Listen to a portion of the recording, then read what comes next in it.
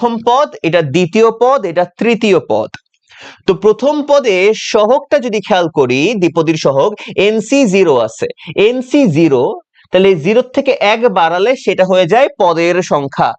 NC এর নিচে যা আছে তার থেকে 1 বাড়ালে সেটা হয়ে যায় পদ সংখ্যা, মানে মানে পদের ক্রম, কততম পদ। তাহলে NC0, ওই 0 কে 1 বাড়ালে হয় 1, তাহলে এটা আমার প্রথম পদ। NC1, এই NC1 যেটা আছে এটাকে আমি 1 বাড়াবো, বাড়ালে হবে কত, 2, তাহলে এটা দ্বিতীয় পদ। NC2, এই 2 কে আমি 1 বাড়াবো, 2 কে 1 বাড়ালে হয় কি 3, তার মানে এটা আমার তৃতীয় পদ। তাহলে আমার এখন প্রশ্ন হচ্ছে, একটু কমেন্টে আমাকে জানাবা আমি লেখার আগে, যে এইটাকে তাহলে আমি কততম পদ বলতে পারি, এইটাকে আমি কততম পদ বলতে পারি, এটা একটু আমাকে কমেন্টে জানাও লেখার আগে।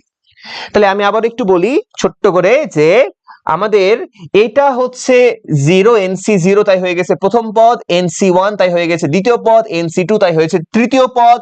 তার মানে NCR হলে এইটাকে আমরা বলতে পারবো